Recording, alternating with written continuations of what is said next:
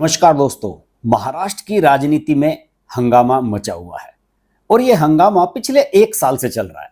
एकनाथ शिंदे का गुट शिवसेना से टूटकर आया, फिर उसके बाद अब एनसीपी का गुट टूटकर आ गया है और अब एक रणनीति ये भी चल रही है कि इन तीनों के बीच में किस तरीके से फूट डलवाई जाए।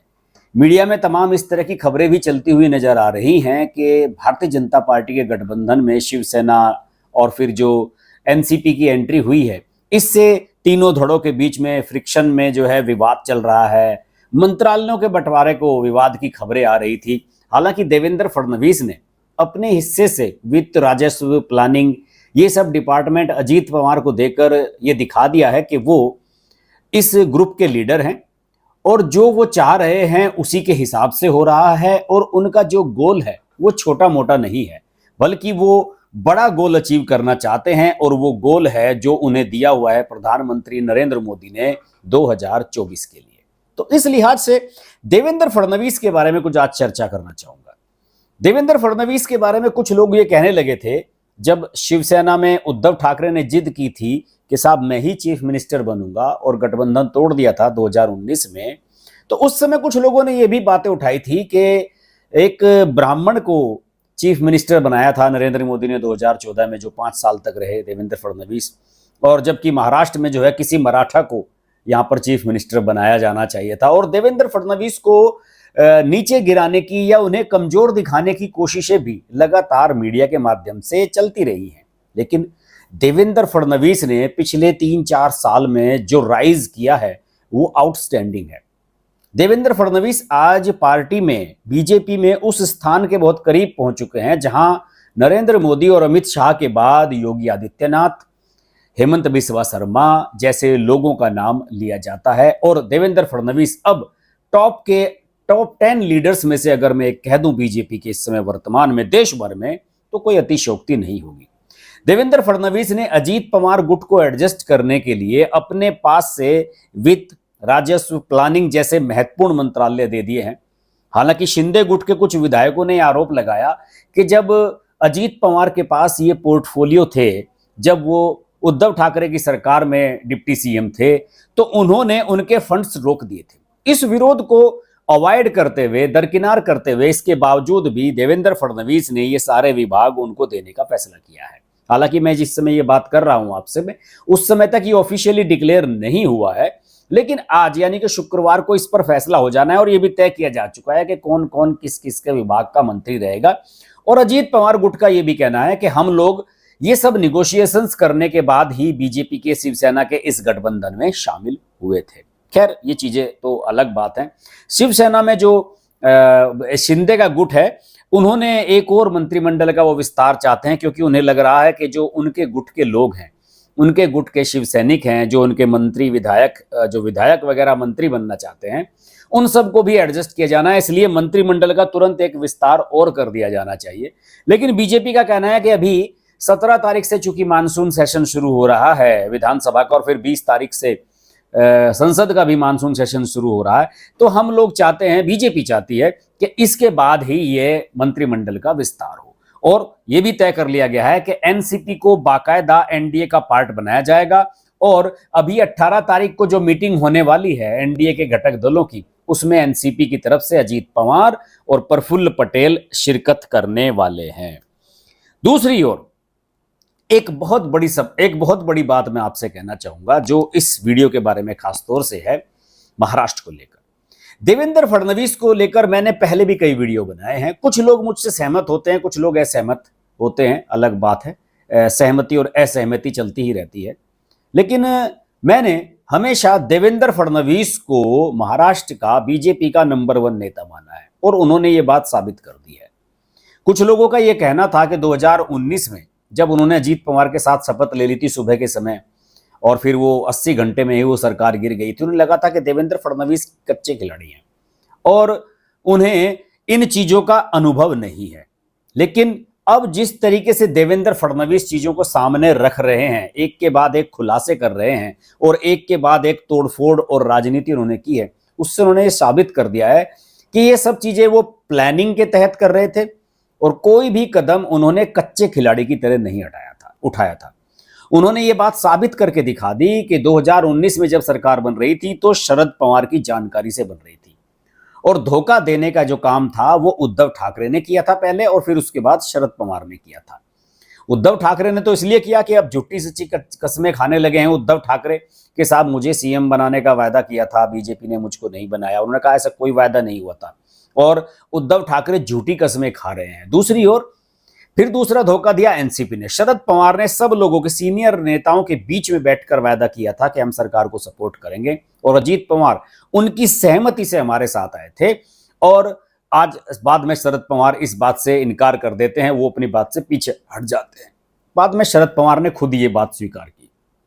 देवेंद्र फडणवीस ने उन्हें मजबूर किया कि ये बात को वो स्वीकार करें। शरद पवार ने साफ तौर पर कहा कि हाँ मुझे पता था, लेकिन मैं देवेंद्र फडणवीस को गुगली पर फंसाना चाहता था कि वो मेरी गुगली पर आउट हो जाएं। लेकिन देवेंद्र फडणवीस ने ऐसा बाउंसर माना कि शरद पवार को हवा नहीं आने दी उन्होंने। देवेंद्र फडणवीस की जो विचारधारा है वो किस तरीके से काम करते हैं, और कहाँ वो नरेंद्र मोदी और अमित शाह की जो एक फेवरेट कैटेगरी उसमें फिट हो जाते हैं, वो उनकी बातों से पता लगती है। कल भिवंडी जिले में महाराष्ट्र में एक कार्यक्रम था, क्योंकि 2024 का अभियान बीजेपी ने पूरे देश में शुरू कर दिया है। तो बीजेपी महाविजय 2024 के नाम से एक कार्यक्रम का, कार्यकर्ता सम्मेलन का आयोजन भिवंडी में किया गया था, जिसमें पार्टी के सांसद, बहुत सारे विधायक, पार्टी कार्यकर्ता, जिला अध्यक्ष वगैरह, उन सब लोगों को बुलाया गया था। और उसमें देवेंद्र फडणवीस ने जो बातें कही, जरा गौर से सुनिएगा उन बातों को। मैंने 1 बाय 1 पॉइंट्स उनके नोट किए हैं इस बारे में। देवेंद्र फडणवीस ने यह स्पष्ट कर दिया कि उनके लिए पार्टी हित और फिर हमारी पार्टी के लिए राष्ट्र हित ये सबसे ऊपर है, और इसलिए हम ये सब कुछ कर रहे हैं। देखिए, उन्होंने कहा कि कुछ लोग ये कहते हैं कि जो हमने महाराष्ट्र में किया वो अनएथिकल है, मतलब अधर्म है, गलत है। लेकिन मैं ये कहता हूं कि ये हमारी कूटनीति है, ये हमारी एक पॉलिटिक्स है, हमारी नीति है ये। देखिए, शिवसेना से हमारी दोस्ती 25 साल पुरानी थी, और रामायण में भी श्री राम ने कहा है कि आगे बढ़ने के लिए और रिलेवेंट बने रहने के लिए आपको नए संबंध कमाने पड़ते हैं, नए संबंध जोड़ने पड़ते हैं, और हमने उसी आधार से नए संबंध बनाए।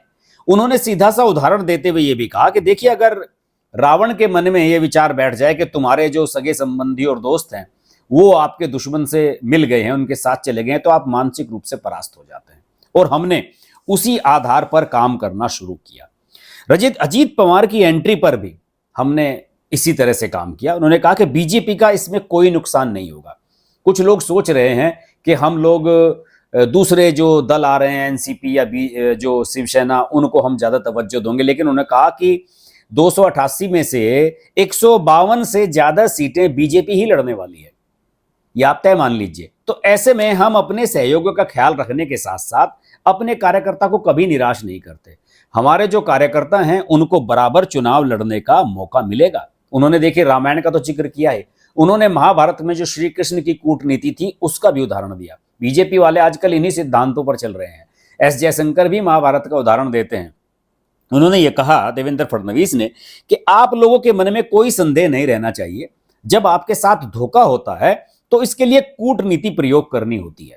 और लोग आज जो आदर्शों की बात कर रहे हैं, अगर आपको राजनीति में प्रासंगिक बने रहना है तो ये सब करना होता है। इसलिए भगवान कृष्ण ने भी महाभारत में कूटनीति अपनाई थी। लोग कहते हैं कि हमने घर तोड़ा है, पार्टी तोड़ी है, लेकिन ये बताइए, हमने जो जनादेश है उसको तो नहीं तोड़ा है। जनादेश हमारे समर्थन में आया था, हमारे पक्ष में था। बीजेपी सबसे बड़ी पार्टी बनकर आई थी, और उसके बाद किसने धोखा किया, कौन पीछे हटा, बताइए। सबसे पहले कौन हटा? पहले शिवसेना ने किया, और उसके बाद एनसीपी ने किया। एकनाथ शिंदे और अजीत पवार राजनीति में बच्चे नहीं हैं, और उन्होंने लंबे समय तक विचार विमर्श करने के बाद हमारे साथ आने का फैसला किया है। और उन्होंने एक बात और भी स्पष्ट कही, वही महाभारत का उदाहरण दिया, यदा यदा हि धर्मस्य वाला, कि जब जब अन्याय होगा तब तब एकनाथ शिंदे जरूर पैदा होगा। और यही दुनिया का दस्तूर है। जो 2019 में हुआ उसका रहस्य उद्घाटन अब 2023 में सबके सामने आया कि किस तरीके से ठाकरे ने हमें धोखा दिया, किस तरीके से शरद पवार ने हमें धोखा दिया। और अब जो 2023 में हो रहा है, 3 साल बाद आप देखिएगा 2026 में ये सारी चीजें खुलकर सामने आएंगी। और उन्होंने कहा कि अगले 11 महीने हमारे लिए बहुत ही इंपॉर्टेंट है। हम लोकसभा लोकसभा चुनाव के लिहाज से अपनी तैयारी कर रहे हैं, जो हमारे लिए बहुत महत्वपूर्ण है, क्योंकि हमारे लिए पार्टी सर्वोपरि है और हमारी पार्टी के लिए राष्ट्र सर्वोपरि है। उन्होंने एक और उदाहरण दिया जम्मू कश्मीर में पीडीपी के साथ समझौते का, महबूबा मुफ्ती, उससे पहले मुफ्ती साहब का।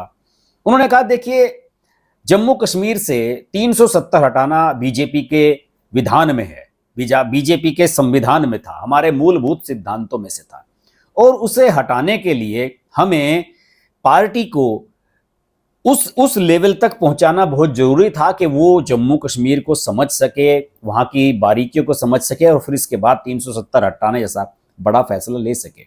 और इसमें हम सफल रहे। बीजेपी सरकार में एलाइज बनी और हमने वहां के सारे राह घाट तौर तरीके सीखे, हमारे नेताओं ने, विधायकों ने, मंत्रियों ने, और उसके बाद हम इस स्थिति में आए कि अब हम वहां से 370 हटा सकते हैं। और महाराष्ट्र को लेकर जो वर्तमान फैसले हैं वो तो ये भी हम इस तरीके से देख सकते हैं कि वो होता है ना, किसी बीमारी के लिए या किसी अपना शरीर को स्वस्थ करने के लिए कई बार कड़वी दवाई पीनी पड़ती है। तो उन्होंने कहा कि 2024 जीत के लिए अगर हमें ये कड़वी दवाई आज पीनी पड़ रही है तो इसमें कोई दिक्कत नहीं है। और मंथन चल रहा है, जैसे समुद्र मंथन चलता रहता है। हमें लंबी सोच रखनी चाहिए, सब्र और विश्वास रखना चाहिए। हर हाल में हमें परिस्थितियों के हिसाब से काम करना होगा, और जब कार्यकर्ताओं का विश्वास अपने सीनियर लीडर्स पर बना रहता है तभी कोई रणनीति सफल होती है। देखिए देवेंद्र फडणवीस ने किस तरीके से कार्यकर्ताओं को जोड़ा, कंसोल किया और उन्हें प्रोत्साहित किया कि जो भी हो रहा है सही हो रहा है और उसके नतीजे सही होंगे। उन्होंने आगे कहा कि शिवसेना ने पहले हमारे साथ धोखा किया। और अमित शाह के बारे में एक बहुत बड़ी बात कही। उन्होंने कहा कि आशीष शेलार जो बीजेपी के अध्यक्ष थे यहाँ के, मुंबई के, उन्होंने कहा कि अमित भाई ने मुझे और आशीष शेलार को एक बार कहा था बैठकर कि राजनीति में अपमान तो सह लीजिए लेकिन धोखा कभी बर्दाश्त नहीं करना चाहिए। धोखा देने वालों को सबक सिखाया जाना चाहिए। और आज उद्धव ठाकरे जो झूठी कस्में खा रहे हैं कि मुझे सीएम बनाने का वायदा किया था, बीजेपी ने उनको सीएम बनाने का वायदा कभी नहीं किया था। और लोग खुद आज उद्धव ठाकरे पर अविश्वास नहीं कर रहे हैं। लोगों को लग ही नहीं रहा है कि ये देवियों की, देवताओं की झूठी झूठी कस्में खा रहे हैं। ऐसी झूठी कस्में खाने वाले आदमी को हम कैसे बर्दाश्त कर सकते हैं। और देखिए देवेंद्र फडणवीस लगातार अपनी स्थिति को मजबूत कर रहे हैं और उनकी जो ये गठबंधन वाली सरकार चल रही है वो भी मजबूत होती जा रही है। देवेंद्र फडणवीस सैक्रिफाइस कर रहे हैं। पहले सीएम पद से डिप्टी सीएम के लिए एग्री हो गए, फिर अपने हिस्से के जो विभाग हैं वो दूसरी पार्टी को दे रहे हैं। इसका मतलब उनको हाई कमान से छूट है। इसका मतलब अमित शाह, नरेंद्र मोदी, इनका भरोसा वो पूरी तरीके से जीत चुके हैं और अब उनमें इतना कॉन्फिडेंस आ गया है कि वो अपने डिसीजन खुद ले रहे हैं। अभी तो खबर ये आई है कल के शरद पवार गुट के एक और एमएलए हैं आशुतोष काले, उन्होंने भी अजीत पवार गुट को ज्वाइन कर लिया है। और उद्धव ठाकरे पर जबरदस्त हमला बोला है एकनाथ शिंदे ने। अभी एकनाथ शिंदे के बारे में यह बयान दे दिया था उद्धव ठाकरे ने कि ये तो हमारी बाला साहब ठाकरे की जो लिगेसी है उस पर एक कलंक है, और एकनाथ शिंदे ने उनके साथ धोखा किया, उनकी नीतियों के साथ धोखा किया। शिंदे ने बड़ा मुंहतोड़ जवाब दिया उद्धव ठाकरे को। एकनाथ शिंदे ने कहा है कि जो लोग वीर सावरकर को गालियां देते हैं, जो लोग 370 को हटाने का विरोध करते हैं, कांग्रेस के बारे में ऑब्वियसली कहा उन्होंने, राहुल गांधी के बारे में, आप लोग तो उनके समर्थन से सरकार चला रहे हैं, आज उनके बगल में बैठ रहे हैं, उनके साथ गठजोड़ कर रहे हैं। महाराष्ट्र विकास अघाड़ी बनाई हुई है, केंद्र में भी आप उनके साथ गठबंधन में जाने की बात कर रहे हैं। तो कलंक कौन है, आप या हम? एकनाथ शिंदे ने उद्धव ठाकरे के बारे में कहा कि आज हमारे पास 200 एमएलए हैं और 2024 का लोकसभा चुनाव बीजेपी, शिवसेना और एनसीपी मिलकर लड़ने वाले हैं। इसलिए ये सब लोग अपने आप को, अपने गिरेबान को झांक कर देखें कि इन्होंने क्या किया है। लेकिन फिलहाल मुझे देवेंद्र फडणवीस महाराष्ट्र की राजनीति के हीरो नजर आ रहे हैं और जिस तरीके से वो बोल रहे हैं, जो उनकी बातें सामने आ रही है, जैसे वो डिसीजंस ले रहे हैं, उससे ये स्पष्ट है कि वो आने वाले समय में बीजेपी का फ्यूचर है। देवेंद्र फडणवीस जैसे नेताओं को नरेंद्र मोदी और अमित शाह बहुत पसंद करते हैं। और अगर आपको ये वीडियो पसंद आए तो जरूर बताइए। इस चैनल पर मैंने महाराष्ट्र को लेकर बहुत सारे वीडियो बनाए हैं और देश के दूसरे राज्यों की जो पॉलिटिक्स होती है उन पर भी हम यहाँ वीडियो बनाते रहते हैं। अगर ये चैनल अभी तक आपने सब्सक्राइब नहीं किया है तो तुरंत सब्सक्राइब कर लें, नोटिफिकेशन के लिए बेल आइकन प्रेस करें और हमारे चैनल को सपोर्ट जरूर करें। डिटेल्स सारे नीचे डिस्क्रिप्शन में दिए गए हैं। सहयोग अपना बनाए रखें। फिर होती है आपसे मुलाकात। नमस्कार।